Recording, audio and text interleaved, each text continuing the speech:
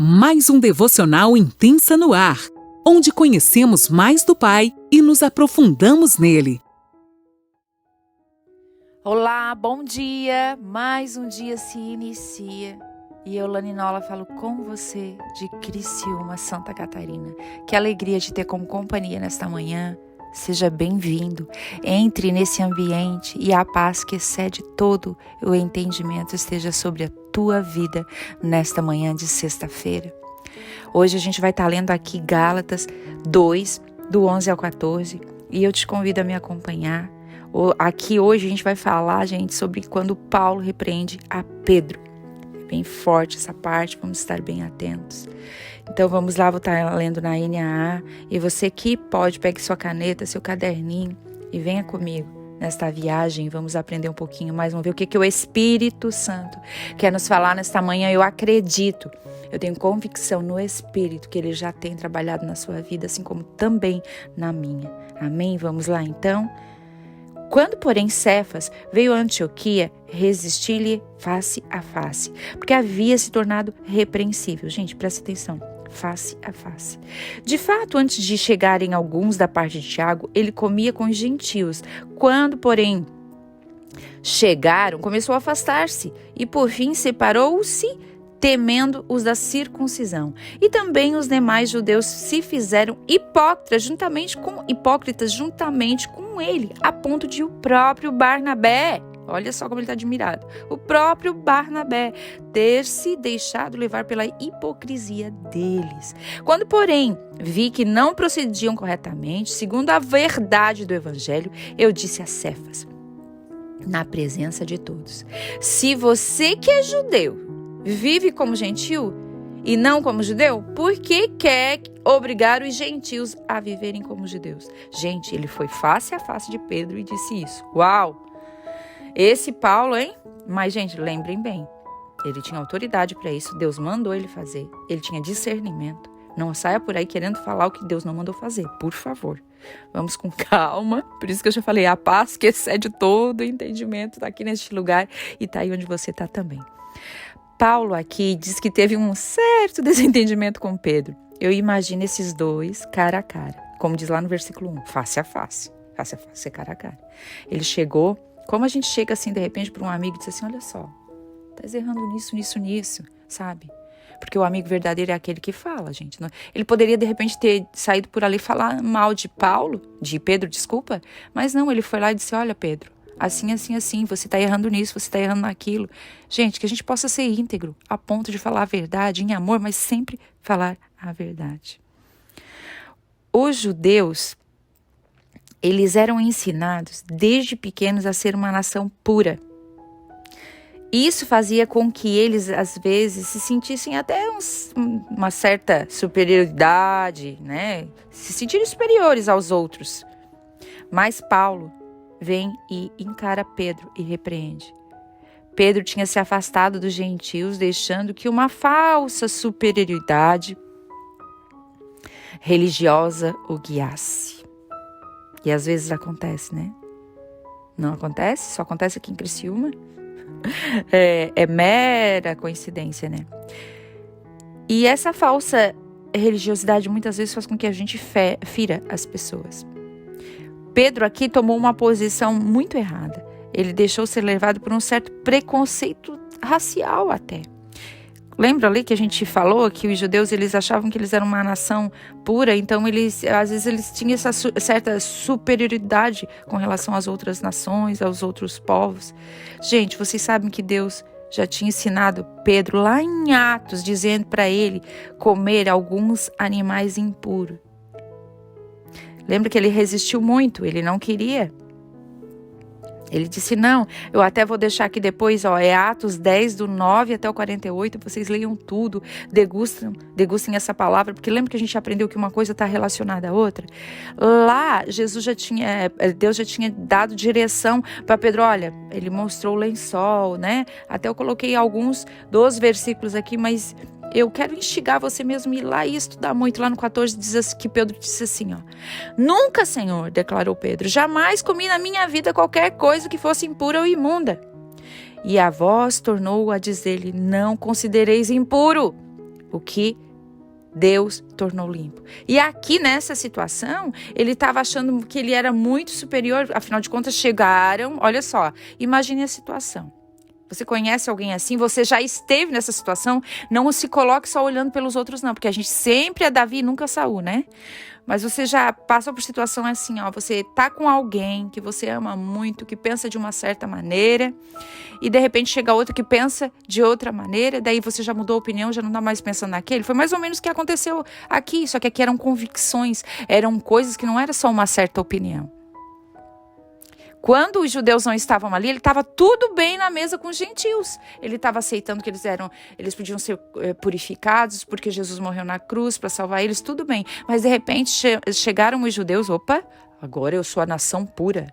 Eu não posso me contaminar sentando com eles, afinal eu sou superior. Gente, ele esqueceu que lá atrás Deus já tinha dito para ele, não considere impuro aquilo que Deus tornou limpo. E ali, né, Paulo foi tão categórico, levando Tito com ele, que a gente aprendeu ontem, que ele disse, olhem para Tito, Deus transformou a vida dele. Ele era um gentil, ele era um grego. Como assim que Deus não faz? Deus faz. E ele chamou Pedro para perto, face a face, e exortou o amigo. E exortou o apóstolo, com muita convicção. E lá no versículo 34, aqui de Atos 10, fala assim, e Pedro respondeu, agora verdadeiramente vejo que Deus não é parcial. Uau! De repente, eu não sei se teve mais argumentos ali, né? Paulo falando com ele, de repente, Paulo falou assim, Pedro, lembra do que Deus falou para ti lá? Ele não é parcial. Ele veio para todos. De repente você veio, junto com os outros apóstolos, para falar para os judeus, mas o Senhor me levantou para falar para os gentios. E todos têm livre acesso a Ele. Todos têm sim, todos eles têm o direito, porque eles foram encontrados por Jesus. Jesus morreu naquela cruz, nos dando o direito de ser salvos. Nós não éramos merecedores, nós não somos merecedores, mas a graça dele nos faz merecedores. De repente ele teve essa conversa ali nesse tete a tete com Pedro. E Pedro, uau, caiu a ficha de Pedro, glória a Deus por isso. Mesmo diante de tudo isso que já havia acontecido com Pedro, ele ainda estava errando, e grandemente ali com os gentios, né, gente? E de repente, então, houve toda essa conversa. E ali em Antioquia haviam chegado esses amigos de Pedro, judeus, e Pedro ficou numa sinuca. E agora, né, eu tenho minha reputação, eu não quero ser reprovado, eu preciso ser aprovado, eu preciso ser reconhecido por eles.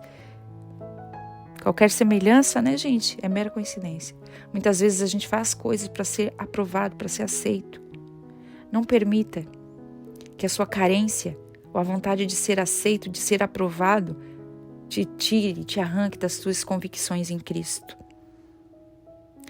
Pedro ali, ele realmente nos mostra que a gente é suscetível a erros. Não estou aqui para jogar pedra em Pedro não, porque nós erramos assim ou muito mais que ele. E nessa atitude errada de Pedro, Paulo até ficou bravo, né, pela hipocrisia. Inclusive até o próprio amigo dele, o Barnabé, se vendeu, como a gente fala, estava lá junto com eles. Gente, muitas vezes a gente se corrompe por medo de não ser aceito pelas pessoas, por querer ser amado. Que nesta manhã o Senhor abra o nosso entendimento e que a gente entenda que não devemos vender as nossas convicções, os princípios. O meu pai dizia sempre algo como um bom gaúcho: diga a verdade, doa a quem doer. Não se venda, diga a verdade em amor, mas diga. Não deixe ser levado, corrompido por elogios, pela necessidade de ser aceito ou ser amado. Diga a verdade sempre. Ela vai doer muitas vezes. Saiba como dizer, tem uma hora certa para dizer, mas diga. Não se corrompa jamais, leve o evangelho verdadeiro por onde for. Pedro vai se afastando dos gentios para agradar os judeus, como Tiago, que havia chegado, e outros que vieram. Pedro estava meio que se perdendo ali. A gente sempre, como eu falei antes, a gente é suscetível a erros, a gente sempre vai errar. Glória a Deus, porque Ele põe uns Paulos na nossa vida, né? Ele põe.